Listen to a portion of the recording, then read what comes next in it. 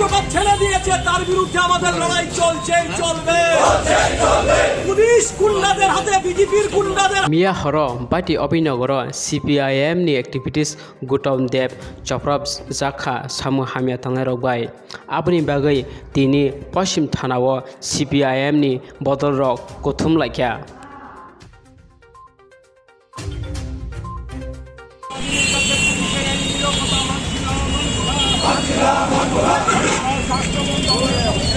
কিসের জন্য জবাব চাই, জবাব দাও।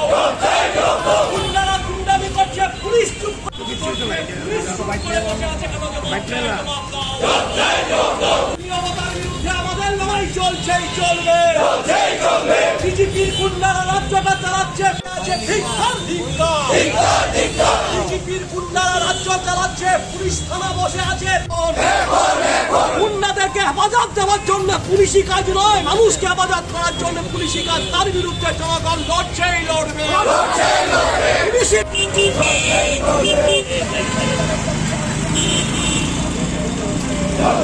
তিনি চালার পুলিশ কি করছো, জবাব চাই, জবাব দাও। রাজ্যটাকে বিজেপির বাইক বাহিনী গুন্ডারা চালাচ্ছে, পুলিশ কি করছো, জবাব চাই, জবাব দাও।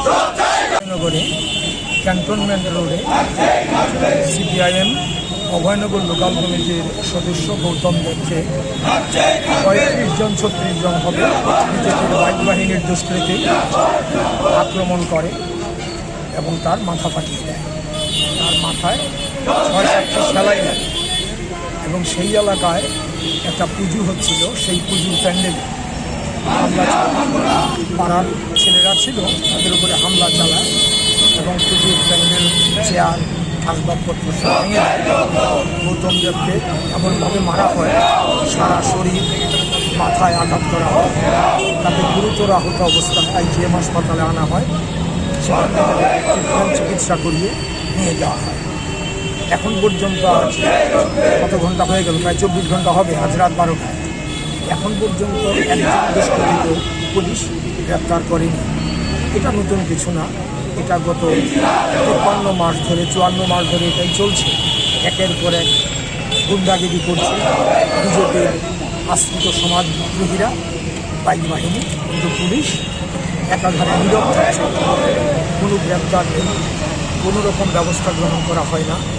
আইন শৃঙ্খলার ভয়াবহ অবনতি, এটাই গতকাল আবারও পুনরাবৃত্তি হলো। আমরা যে থানাতে এসেছি, বিক্ষোভ দেখাচ্ছি, অবিলম্বেই আক্রমণকারী দুষ্কৃতীদের গ্রেপ্তার করতে হবে আমরা দাবি করছি। পুলিশ তার পুলিশের ভূমিকা পালন করুক। পুলিশের অতীতে বামফ্রন্ট সরকার সময় পুলিশ যে ভূমিকা পালন করত, মানুষের পাশে দাঁড়াতো, দুষ্কৃতীদের বিরুদ্ধে কার্যকরী ব্যবস্থা গ্রহণ করত, এটা আজকে অ্যাবসেন্ট। আইনের শাসন যাতে পুনঃপ্রতিষ্ঠিত হয় এই রাজ্যে, এই দাবি আমরা করছি। পুলিশকে ভূমিকা গ্রহণের দাবি করছি। মানুষকে বলবো, এই গুন্ডামির বিরুদ্ধে আপনারা এগিয়ে আসুন।